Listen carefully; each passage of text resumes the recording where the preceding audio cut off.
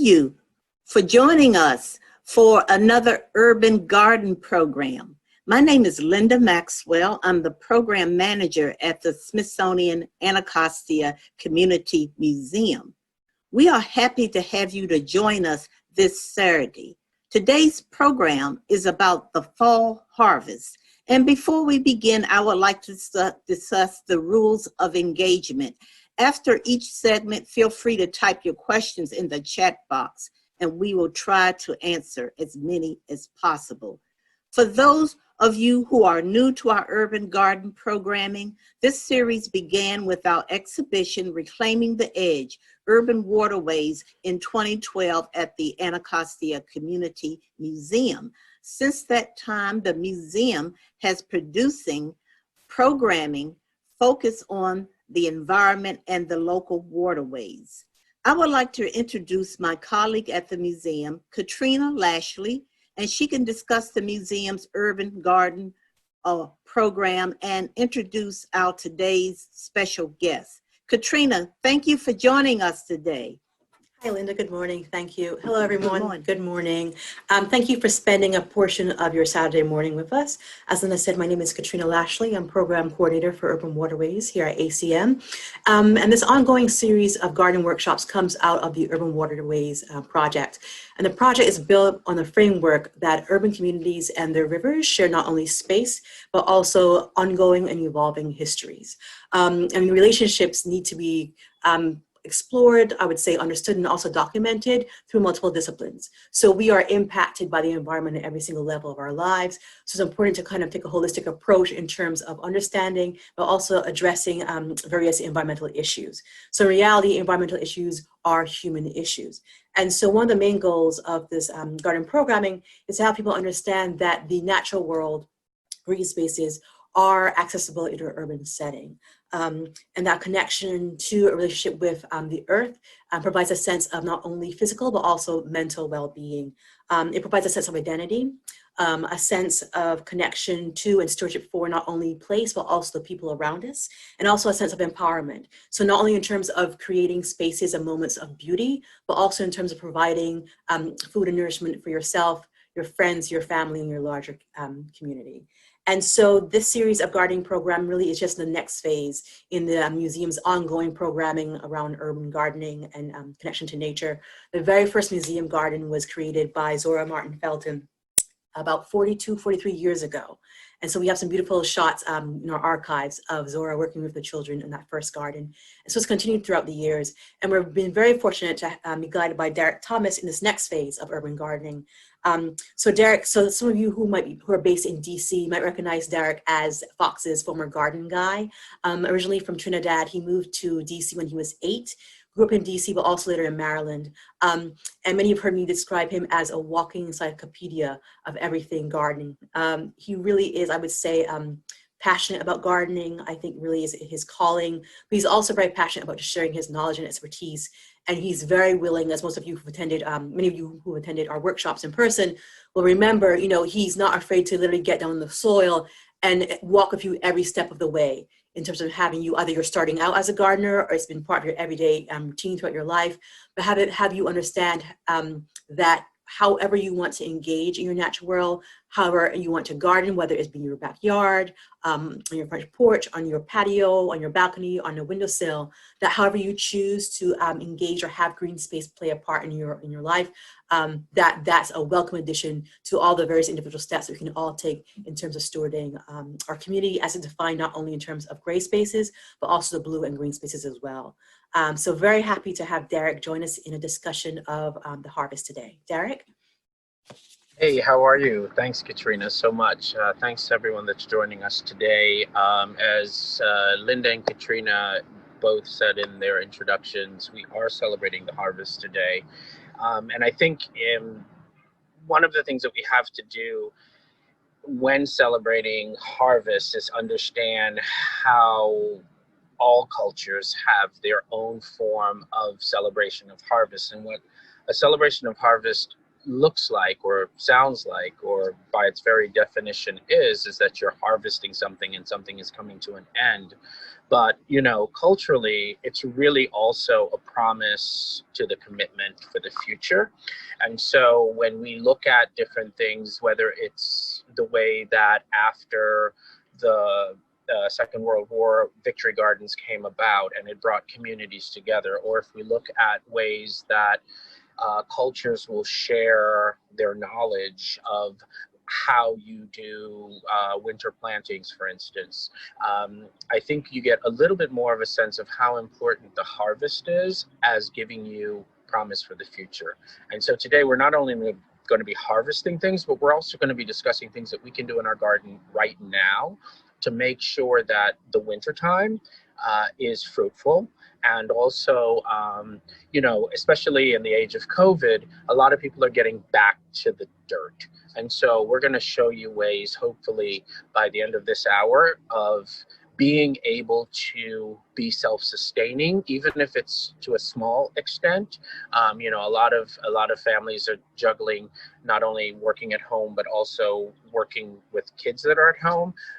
The garden is a great way. Put the kids in the garden for an hour. It'll take away a little bit of their stress. It'll give them a little bit of order, and you'll be surprised just how much. We've done some programs in the past with kids, and it's amazing just how fast kids learn and really do want to nurture. So we're going to jump right in. We're going to talk about things that we need to get out of the garden right now to make space for what's to come. And also, we're going to discuss soil, which soil is always something that I discuss. And we're going to discuss what we're going to be planting in the garden right now. If any of you were with us during the last workshop, you'll remember that we did plant some seeds. And I want to show you the progress on that before we get started with what we're going to be taking out of the garden. So this was an area about a month ago where we had tomatoes growing. And these are the product of the arugula seeds that we planted. So we've got arugula here. As you can see, they're some of them are a little bit too tight. As they start to grow in, they'll start shading each other and stuff. So we are going to dig some of those out, and we're going to transplant some of them.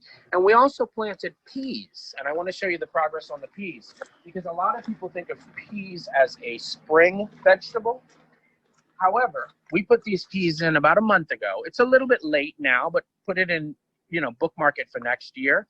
We put these in August, and I want you to see by end of October, we're going to have sugar snap peas. The peas are already coming up. These are where our pole beans were. We took out the pole beans, we put in the sugar snap peas, and we've got a wonderful crop of snap peas that are well on their way. But what do we do with... So those are some of the vegetables that you could have started in August. We're going to now discuss vegetables that we're going to be putting in now, but we've got to make room first, because like any urban gardener, your plot is the extent of what you can do. And so I want to start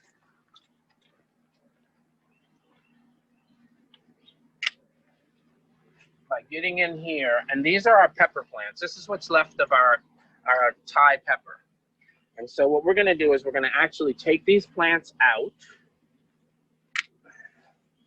to make room for the new vegetables that are going to be going in.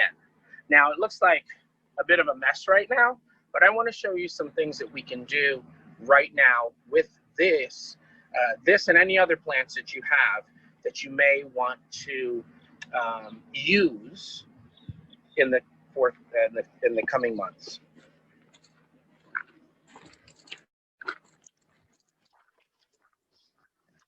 Now, what you want to do with the pepper plants at this stage is actually get in there and cut apart the plant so it becomes a little bit more manageable. And then what I'm going to do is I'm actually going to take some, this is just regular garden twine that you can get. I'm going to take this garden twine, I'm going to wrap it around these peppers. I'm going to tie this up.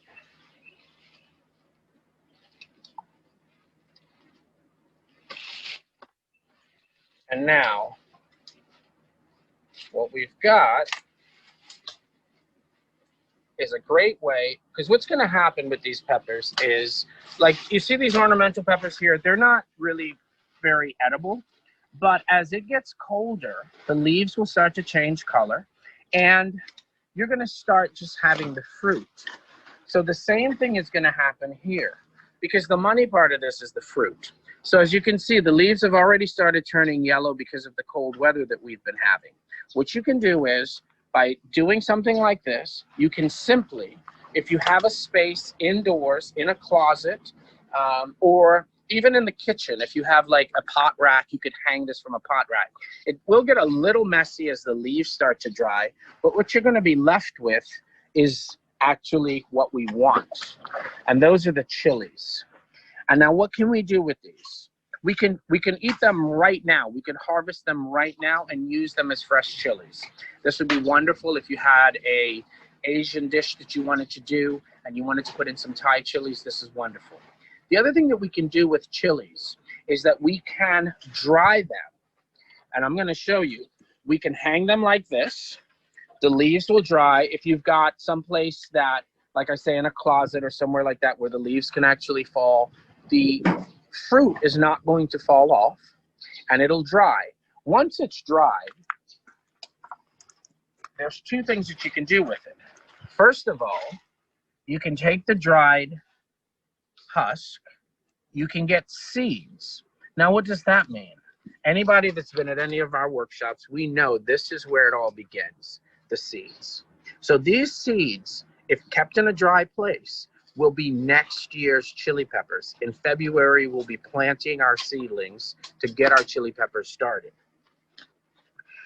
But if you didn't want to do that, you could leave any of these, whether green, red, or in between, at any stage here, as long as it started to get a little bit lumpy, because that tells me that the seeds are actually have started to mature. If it's an immature pepper, you may want to discard it. If it's something that has just started, let me see if I can actually find one here. So you don't want to try to dry, something like this. Okay? You want to go with something like this that's actually started getting a bit lumpy. We know there's seeds in there, because then the plant is going to the shell is going to dry nicely. You want to make sure that you keep it on a paper bag or on a paper towel and make sure that the air gets to it. You do not want to stack them on top of each other because they'll start to mold. And you want to maybe turn them a couple of times in the month-long drying process. In about a month, these are going to be dried chilies. And if you look up recipes using dried chilies on the internet, you'll be amazed how many recipes actually will call for your dried chili peppers. So it's a great, great way to get a harvest after the harvest. What about if you had a plant that you want to save? We've dug this up this morning before the show. This is a bell pepper, and we actually dug it up. We put it in a pot. We had some good rain last night, so we were able to get a lot of the roots. We're going to put this indoors in an environment where there aren't any house plants close by, because what we want to make sure is that we don't bring insects into our existing house plants. We're going to make sure that these peppers go ahead, because neither one of these are ready to go, and they're actually going to have a little bit of a bitter taste. And if you're a good gardener, a lot of these blossoms will actually set more fruit. So it's another way to bring the fall indoors. Now, once we've figured out what we're going to do with our existing garden and getting that cleared out, the next step is to think about what we're going to be putting into our garden. And before we talk about that, we have to talk about this preparation of soil. And soil, as I always say, is alive. It's something that we definitely want to continue to fortify. Soil has organic components and inorganic components. The inorganic components are things like stones, sand, silt. The organic components are things that are decaying. So they're things like compost, horse manure if you were on a farm, or if you can go to a farm and get some cured horse manure, that's a wonderful thing to add into your garden. So you've got inorganic and organic components. What we want to add to the garden this time of the year, because the garden where all of these plants have been growing, these plants have been growing because they have been taking the nutrients, the organic parts of the soil, and using it to their benefit. They've been taking the nutrients as the decomposing organic material creates nutrients. They've been using those nutrients to create the fruit that we want. So we're going to actually be looking at adding some sand, some compost, and this is a pre-made sphagnum peat, and it's also got some perlite. And if anybody's been to my workshops, you know what perlite is. Perlite is actually a volcanic rock. It can hold 10 times the size of this vessel. It'll just absorb water. And the great thing about having perlite in the soil is that when we have a dry spell, it actually allows the soil to get moisture again, because the soil will take the moisture back from the perlite. So we're going to add all of those great nutrients to our soil before we get in there and start planting our plants. Now, what are we going to plant? We're going to plant today some beets. We're going to plant some kale. And I've also got my arugula, I've got my mustard, and I've got my lettuce. All of those were seedlings that I planted about a month ago. Once again, if you've missed the boat on the lettuce, on the mustard, on the any of the seedlings, the arugula, you can absolutely still plant it. The soil is still warm enough that you can do that today as seed. But since we have arugula, we have mustard, we have other things like that, we're going to go ahead and plant those as plants. Also, I'm going to put in cilantro. The thing about cilantro is most people think about planting cilantro in the spring. Cilantro will live all winter in our region, and you will have the best cilantro next year. One of the things that you want to do is you want to put your cilantro in now, whether it's seeds or whether it's plants, and you can harvest the cilantro during the winter. It's not going to go to seed because the days are too short. When we plant cilantro in the spring, you don't get the leaves that you want because the cilantro has actually started its process to produce new seeds. And that's the part we don't really eat. It's coriander is what it is. But let's go over here and we're going to discuss grab my pruners. We're going to discuss what we can do this time of the year as far as the plantings and stuff go. We've got baby lettuce, we've got mustard greens, and then we've got cilantro. Now, over here,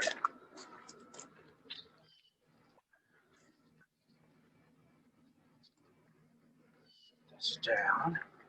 And Katrina, as we're doing this, if we have any questions that have come in so far about... Yes, sure, Derek. We have a couple questions. So the first one is from Michelle. Will these plants replenish the soil for spring, summer crops, or will only the buckwheat cover crop do that? You can. Great question, Michelle. How are you? You can absolutely, if you wanted to. I wouldn't use this pepper because this pepper has got something going on. The little black spots tell me that there's some sort of a fungal thing happening there that has happened really late in the season. But going back to the other peppers that we have, if you wanted to take this, cut it up, you want to cut it up as small as you can. Any of the bigger stems, you may want to disregard. You may just want to discard those.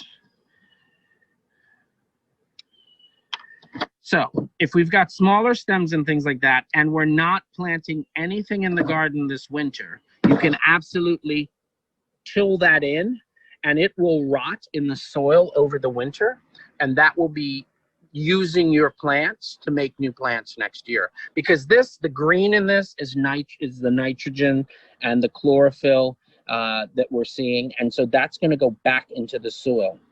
Any of the fruit, I wouldn't put the fruit down into the soil just because it's got seeds in it, and then you're going to end up having shishito peppers or cayenne peppers coming up where you don't want them next spring.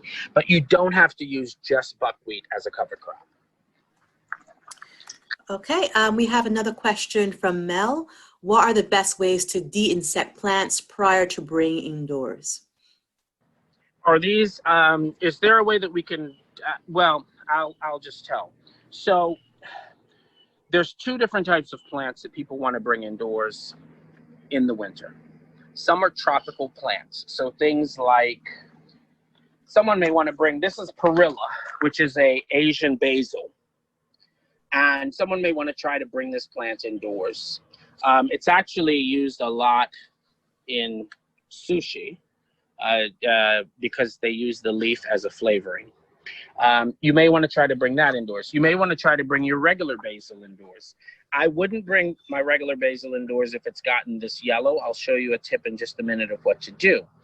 But if it's a food plant, if it's something that you're going to eat, you don't want to put anything on it that's going to harm you. So there's a lot of systemic insecticides that you can use on your house plants. And there's a number of companies that have them. They're granules. You put them on the soil now, and you wait about a week to 2 weeks for the plant to become poisonous to any insects that it might have. And then you bring your house plants indoors. If it's your fruit and your, not fruit, but if it's any of your leafy vegetables that you're trying to bring in, what you want to think about doing is perhaps spraying it with something that is organic. You could do a insecticidal oil or soap.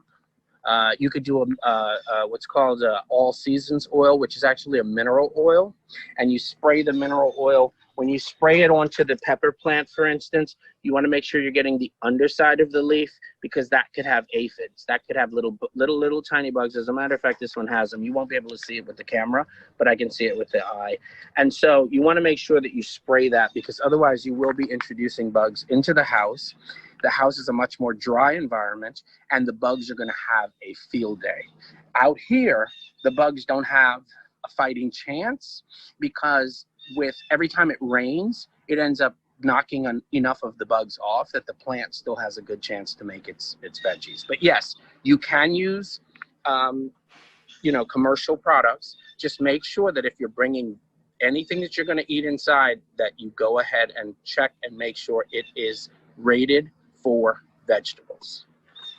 Okay.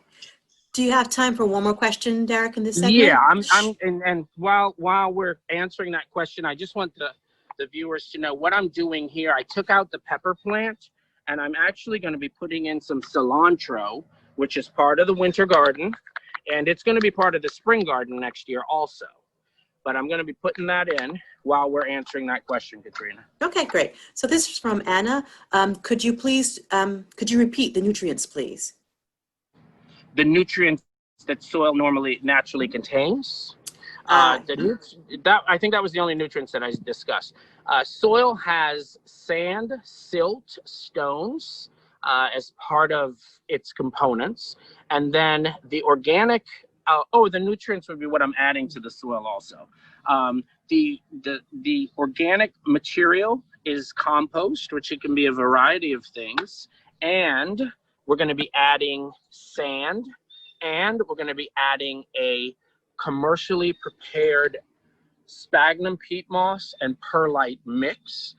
There's a lot of them that have it. What you want to do is, if you're going to the garden center and you want to add some garden soil, look for things that say garden, that's a garden additive, that's soil less. You don't want topsoil. The old-fashioned topsoil that we used to add to the garden, it actually makes the soil a bit more compact than what we want it. And I'll show Anna what the soil should look like when you're ready to plant. See, what we've done here, we've taken out the plants. We now have a very, very rich mixture. We've added in the sand. You can see some of the sand here that didn't get broken up. That's okay. We've added in the compost, and we've got our original soil too. And see, what that's going to do is it's going to be very attractive to our earthworms, and it's going to give us a really great start. Now, one of the things that I do want to do, and we're going to talk about this in a little bit, I want to take out a couple of the plants that we're not going to be able to use. As the days are getting shorter and they're getting cooler, certain plants like this big-leafed oregano is not real happy. It's starting to have black spot on it, which is actually from the cold. It's not an insect that's doing this, it's the cold. I want to take a couple of these as cuttings, and I'm going to show you what we're going to do with these in just a bit. So I'm going to set these to the side. Now, when you plant your seeds can be very, very tight. What I want to do in here is actually go in, lift the soil a little bit, pull this apart, and I'll continue to do this, even with little ones like this that may have just started a bit later. Sometimes seeds germinate at different rates. It's okay. And I'm going to get about 4 of those. And even if you get it where you don't get any soil with it, just make sure you get the lion's share of that root. You see that nice long root that's coming down there? We're going to come over here and we're going to start laying out a row of arugula. Here I've got 2 that are really, really tight together. What I'm going to do is I'm just going to press this soil.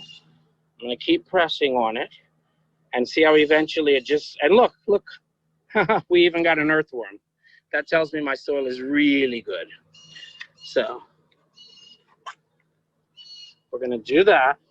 And then when you have your seedling, if you've got this little bit of stem here on the seedling, most seedlings, that happened because it was probably growing away from its sister or brother. And so it started to fall and started to grow long. When you're putting it in the ground, you want to open the hole, you want to work and loosen the soil a little bit, and then you want to go ahead and drop that down in there. Don't compact the soil. Pull on the plant just gently as you raise it up. And you want to have a little bit of a bowl around each one, because that way when it rains,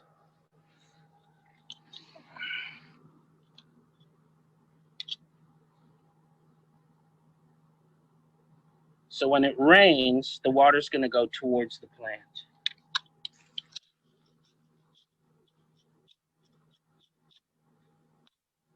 See, there's the stone I was talking about.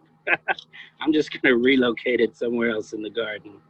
In another 1,000 years, it'll turn into sand. All right, so we're getting those in. So we've got our row of arugula started. And then what we're going to do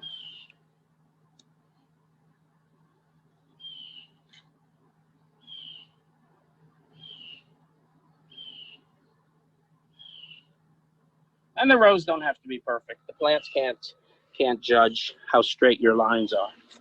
What we're going to do is we're going to continue to do that with the arugula. We're going to continue to do that. This is our butter lettuce. Now the other thing with lettuce, what you can do with lettuce, and we're going to take a couple of these and I'm going to show you. When you have your seedlings that you've started outdoors with lettuce, I'm going to tell you a little hint at what we can do. We can take soil. This is all soil-less mixture. It's mostly sphagnum moss and the perlite. I am actually going to create the ability to get lettuce for a longer time. Once we get into freezing temperatures, like say December and January, this lettuce is not going to be real happy, and it's going to probably succumb to the very, very cold temperatures. It's not like kale and collards and mustard greens that will live all winter. This is going to succumb to the cold. But what I've done right here is I've actually tricked, this is a way to trick Mother Nature. You can take this pot, we're gonna go back over to our workbench. You can take this pot, you can leave this outdoors. If we have a dry spell like what we had last week where we didn't have rain, make sure that you water this plant, because remember, it's in a vessel and it's going to heat up and it's going to cool down quicker than what's in the dirt. But we've got 3 lettuce plants here, and when you harvest lettuce or any leafy vegetables, you can harvest just the leaves, leaving the center crown intact. Like, this is a really good shot of the crown. See where that leaf is coming out, that baby leaf? You leave that intact, you harvest the leaves around, which is what we want to eat. This lettuce will grow all winter if, and only if, when we get to those really freezing days, we bring that plant in. You can put it right at the front doorstep, keep it in there for a day or 2. Most of the times we don't have extended periods of freezing. And even when we have extended periods of freezing in this region, in the Washington metropolitan area, we do not stay below freezing during the day. So you can bring your plant in at night, take it back out in the morning, and do that, and you'll have lettuce straight through the spring. Come springtime, if it's become a little bit too challenging because you've got other stuff going on in your garden, you can go ahead and take this pot, knock the lettuce out of the pot, plant it in the garden, and you'll still have lettuce for several months. Now, we are going to talk about what are we going to do with things like beets, onions, and garlic. This is garlic that we grew in the garden, and we harvested it in July. What I'm going to do is show you a way to make more space in the garden when you don't have the space. I'm going to stop at my pot. So for those folks that are gardening in pots, I've got my cilantro. I can even add into this pot. If we keep that shot right there, I'm going to keep talking. And I'm going to bring something to put into the pot.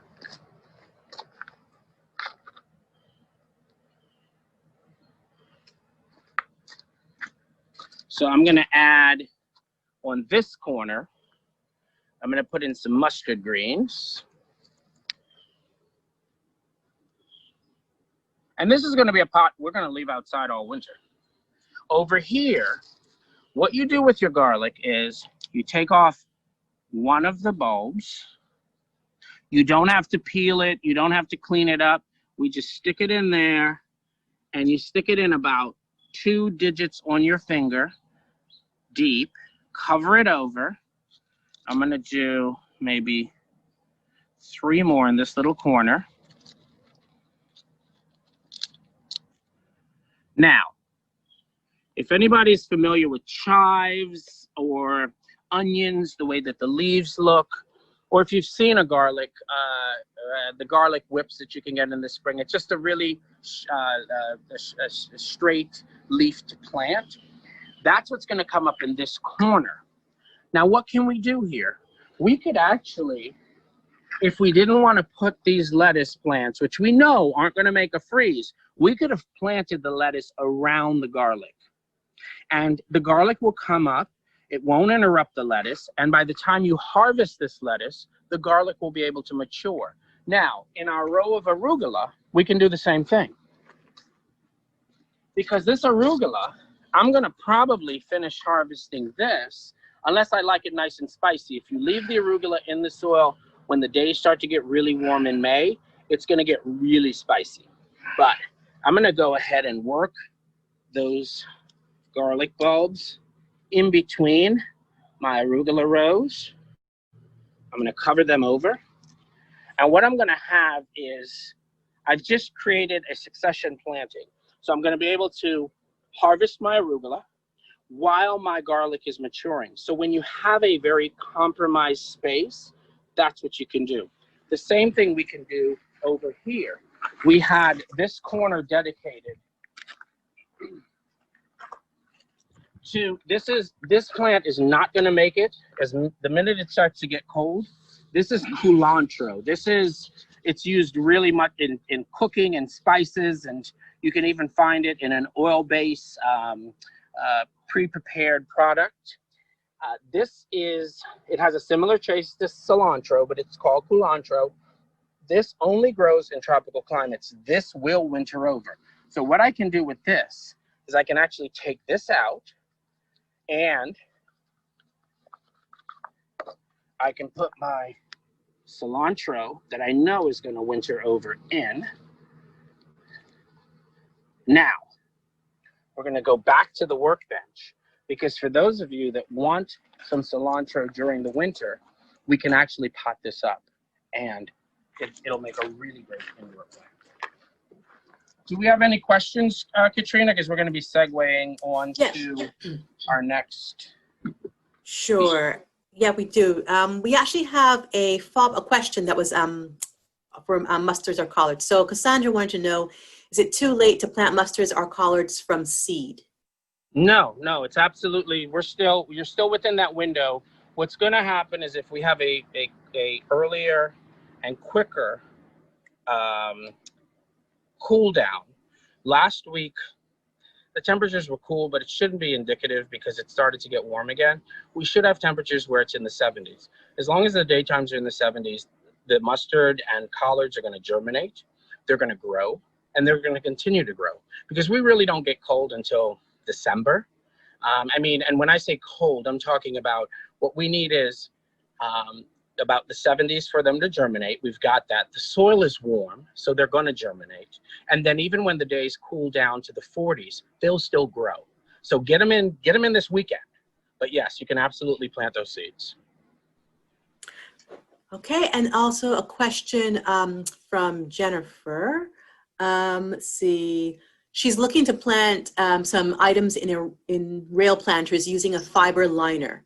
Is that a good idea? If so, what might work well? I'm not familiar with the term rail planters. So I will say this, okay. People have asked me about railroad timbers. Those are the timbers that you can get that are recycled after they take them off of the rail track. And you can use them to build beds. Do not use that in your garden. The oils that they put to cure that wood so that as it is on the railway, it does not rot, is very toxic. The other thing is pressure treated wood. There's a new school of thought that they have stopped using some of the arsenic and heavy metals in the preservatives that they use in pressure treated wood to make the raised beds. So they say that because it's without those chemicals that you can now use pressure treated wood for your garden bed. I wouldn't recommend that. The beds that I have here are regular timber, and you can see it's starting to rot, and eventually I'm going to have to replace it. I don't have a liner here because I don't really need a liner here. So, the thing about putting a liner in the beds, it's something that's really, really good to do if you are afraid of what's going to leach up from below and you're making a raised bed. But be very careful what you use to make your raised beds. Hopefully that answers the question. And Derek, what about hanging planters? Using hanging planters for vegetable gardens? Yeah, so using Absolutely. and using a fiber liner. Is that a good idea? Yeah, if you want to, you can use if you use a hanging planter with a cocoa liner, you can use that. Just remember, vegetable roots can be very, very aggressive. So they may start popping through the fiber liner. And the other thing that you have to keep in mind is vegetables require a lot of water. So the fiber liner is going to be a breathable liner, and you're going to be doing a lot more watering. Okay. All right, and that's it for the questions in this segment, if you want to move ahead. Okay, so we're going to move on. We talked about, what we can plant. We talked about things like the cilantro plant that we want to, I'll pot this up and save this later. I'm going to take these chili peppers out of my way. This one, I'm actually going to see if I can find a spot to hang it temporarily. I'll hang it right there. And then that will go inside. Now, I want to talk a little bit about what we can do to propagate and divide herbs in the fall. And a lot of people don't think about how you divide your herbs or how you propagate your herbs. Well, one of the things that we definitely can do,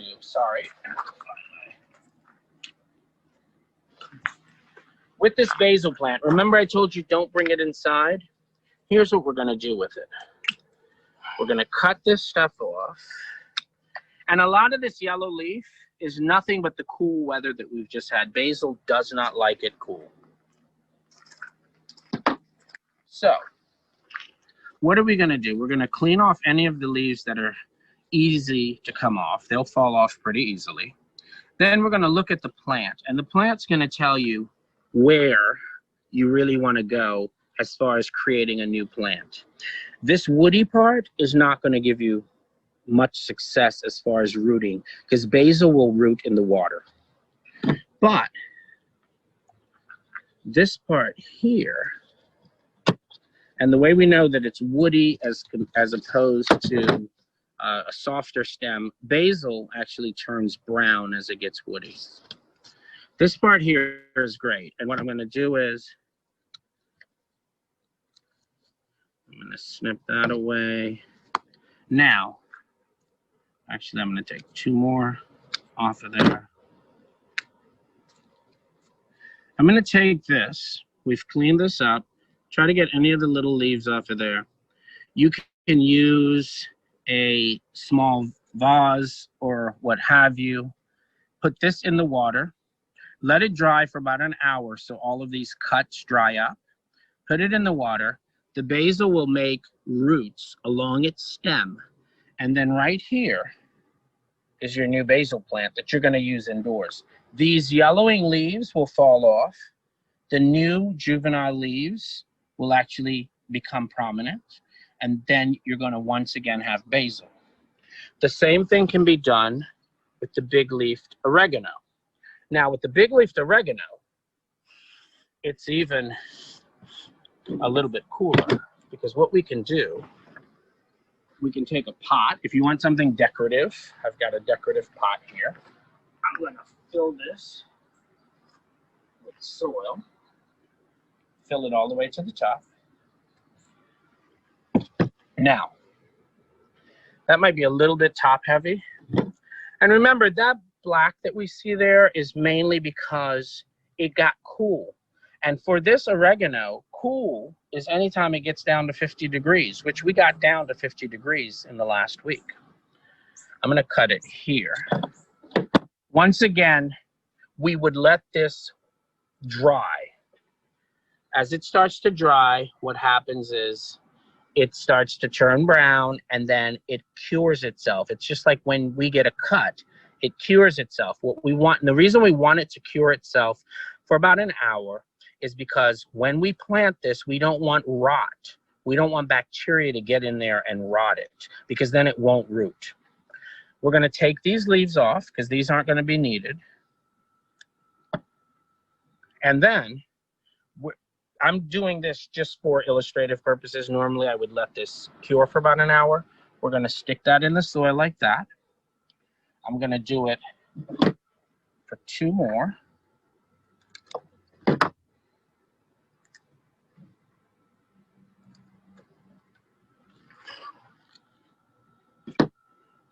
And this is a great way if you want to give people gifts for the fall. You could get some of these pots for maybe $5 or $6. You could take some of your plants like this tropical oregano. It's also called Cuban oregano, which may be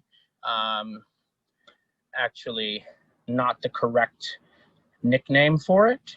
But you could take something like this, we could put a bow on that, and we could present this as a hostess gift to someone that you're going to be going to visit. This will grow on a windowsill all winter long. You'll be able to harvest the leaves. This is what we use when we cook. We would cut this up, chop this up. It's the most wonderful oregano ever. And then you've got the plant, which if it gets too leggy on the windowsill, what you can also do is you can just pinch out the center. You pinch that out, use this in your cooking. You pinch that out, it's gonna make the plant get bushier. So we can do that. We can also, if we wanted to use our herbs during the last workshop, and I just wanna show you the progression. During the last workshop, we gave there's a weed growing in there, sorry. We gave our French thyme a haircut. This was, and I just want our viewers to understand, these plants were all purchased at the exact same time. What's the difference? This is before our July workshop. We purchased 3 plants. This one has not been pruned at all. What we can do now, if we wanted to, is trim all of this back. This is all of the parts that we would use in cooking and what have you. Thyme is hardy enough that it can be left outdoors, and you can go outside in the winter and you can cut off just the amount of thyme that your recipe calls for. This second plant, we cut back during our July workshop, and you can see how it has come back. And when we cut it back all the way to the base. All of this is new growth that has happened since July. But an interesting thing that thyme will do is it will also create roots anywhere that it hits the ground. Keep that in mind. I'm going to come back to that in just a second. Then this plant, we cut back during our August workshop, so a month ago. And you can see, purchased before the July workshop, cut during the July workshop, cut during the August workshop. And that's the wonderful thing about so many of our kitchen herbs, is that they keep giving. This plant, there's nothing that's going to stop it from continuing to grow, except the weather will slow it down a little bit. Next spring, it's going to get just as big as this. This one we can harvest all winter. This one we can start harvesting later in the winter. So we've got 3 plants that if you're worried about space, you can stagger the way that you harvest your thyme, and that's a really great way to go. What about oregano? Oregano can get really messy this time of year. The first thing I'm going to do with this is I'm going to clean a little bit of this up. Now, Google some of the great recipes that are out there on the internet about creating. Everyone thinks about basil when they think about pesto. There's some really great recipes for pesto made with oregano. Really, really good. Now, say that you wanted to give away some of these plants come spring. Here's a really interesting way. What we can do with our herb plants this time of year, these are just some stakes that you can get at the hardware store. I'm going to sit this pot next to this one. I'm going to clean up some of this. Anything that's dead or decayed, you don't want to transfer over there. Then I'm going to take 1, 2, 3, I've got about 4. I've got 4 leads here. I'm going to put 2 underneath 1 stake. You take the stem, you put it like this. You take one of the stakes, you push it in, that holds it in place. You cover that stem over with soil. We're going to do it one other time. We're going to take this. We're going to put it on the soil right there. Doesn't matter if it has the leaves because the plant, the mother plant is still feeding it. We're going to take that. We're going to stick that stake down in there like that. And what the stake does is it holds it in place so we don't inadvertently yank on it while it's got baby roots happening. Now, remember my piece of thyme that we had the roots on. We can do the same thing with the thyme. We can put the thyme in there if it's got a little bit of roots, and it will also create a new plant. This is now our little herb nursery. What we've basically done is propagated herbs. A lot of people will divide the herbs. That's something that you can also do. You can get in there, you can divide them in half. For instance, parsley. People love parsley. Flat leaf parsley will grow all winter long. This pot, when we planted the seeds, actually has 3 parsley plants. 2 are really, really visible. These 2. The third one happens to be almost on top of the other one. What I would do is leave these together until they get a little bit bigger, and then we can divide them. But here, we've taken 1 pot of parsley, and we've now got parsley for 2 pots. How are we doing on time and questions, Katrina? We're good, Derek. We have a couple of questions. So the first one, let's see, Jennifer wants to know or hear about what plants might be better for low-fuss vertical gardening in small spaces. Okay, the big thing about vertical gardening that you have to understand is because you're doing a vertical garden, the plants at the bottom may get less sun than the plants at the top. So in this region, you want the vertical garden to actually be facing south so that the entire, and that would be the sunniest part of your house or the sunniest part of your condo if you're in a condo, where the building gets the sun the entire day. That would be the part facing south, or you can just figure out what part of your exposure faces south. So you want the vertical garden facing south. And you can put in plants, anything, as long as you're committed to the maintenance.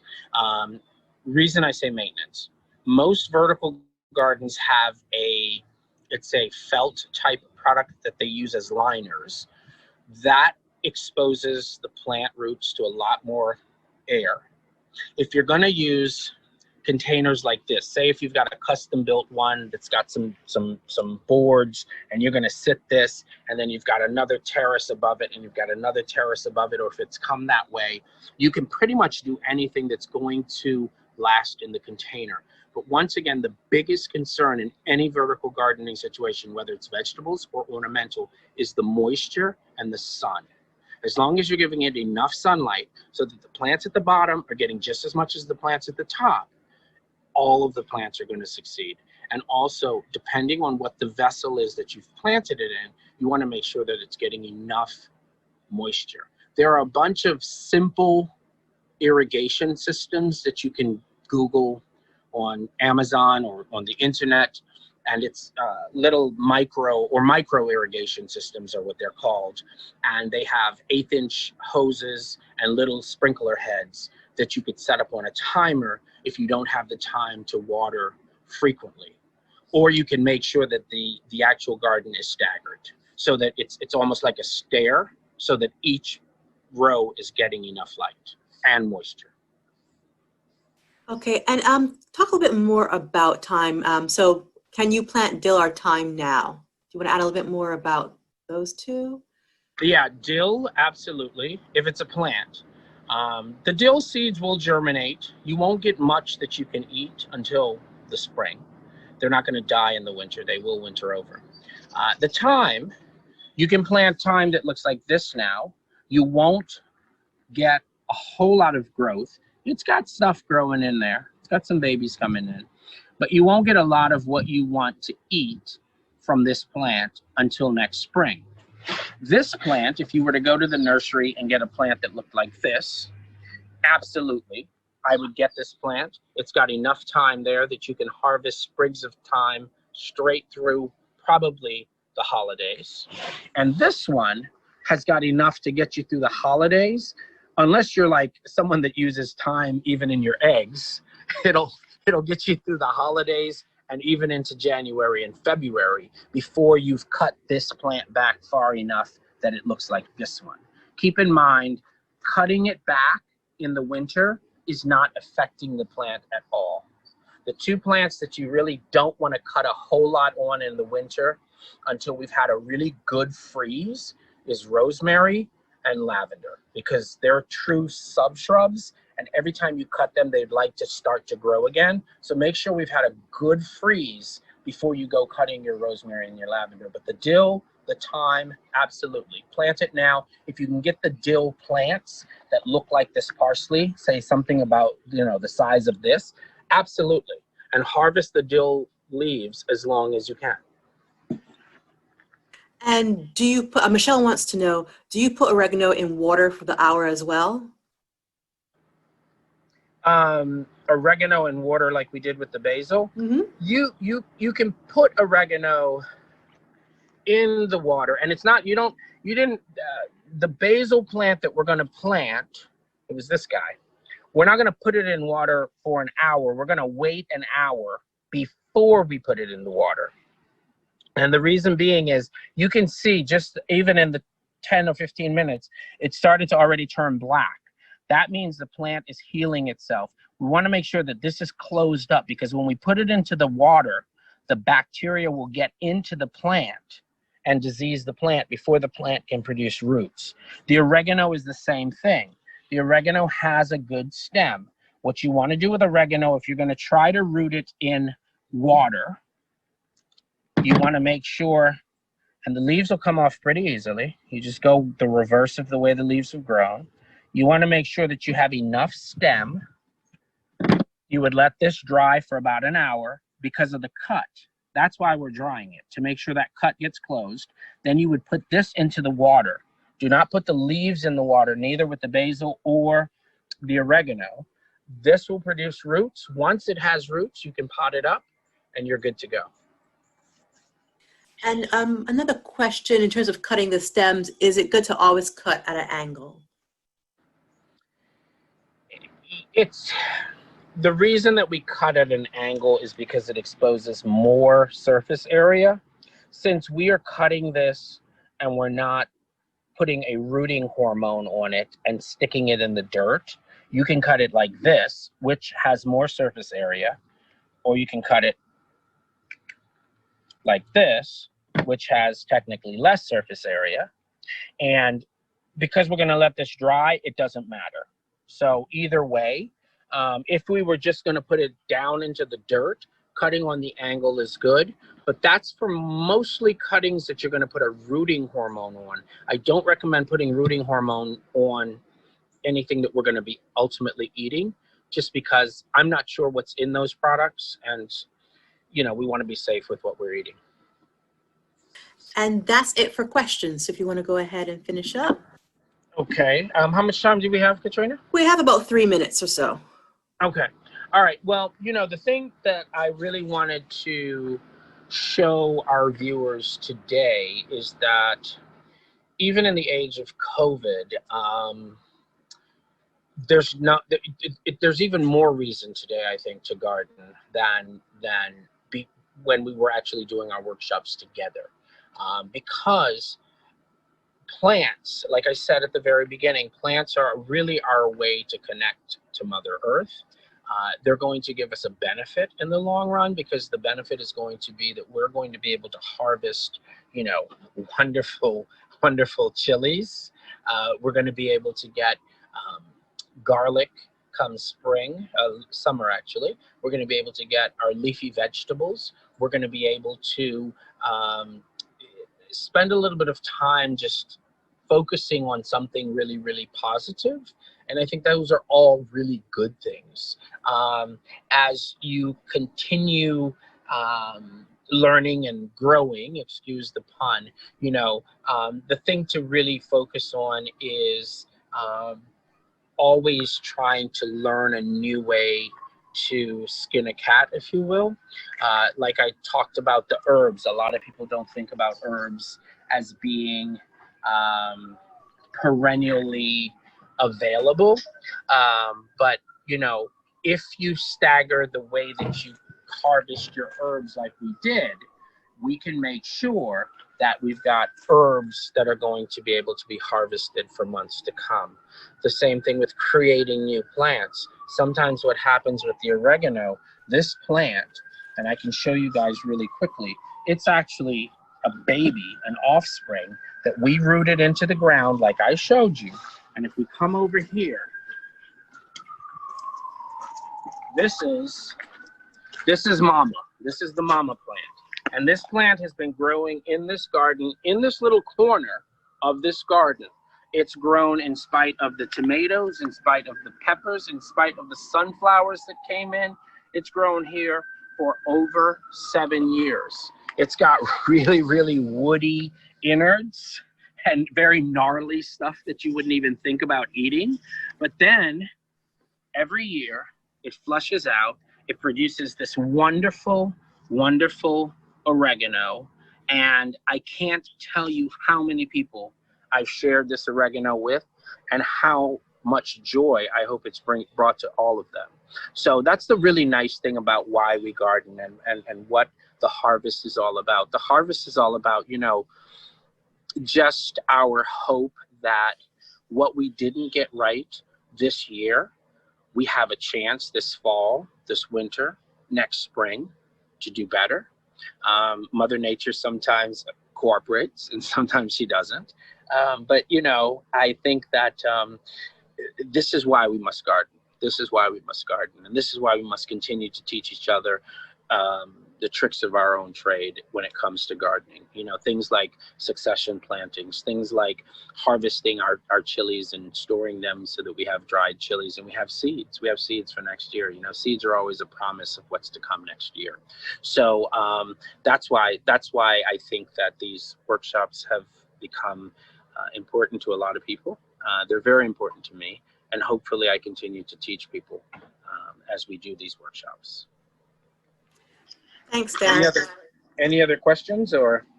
So we're actually a little bit over time. So I just want to quickly, first of all, thank you for leading these fall sessions.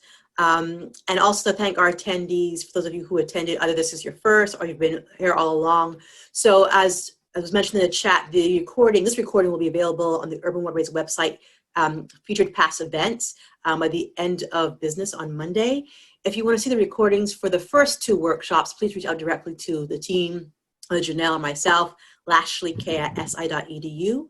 We're in the process of planning winter programming for the gardening program. So we'll be posting some more information on that. And of course, we'll return to the garden next year, calendar year, 2021. So yes, please stay tuned. We're building the program, we're growing it, and we're very excited to keep engaging you over the course of the winter and of course preparing for next spring. So. Also, I just wanted to let everyone know they can also reach me at thomaslandscapes.com, or they can follow me on Instagram at thomaslandscapes.gc. All right. So thanks again. Enjoy the rest of your Saturday, your weekend, and we will see you in the garden this coming winter. Stay tuned. Take care. Bye-bye.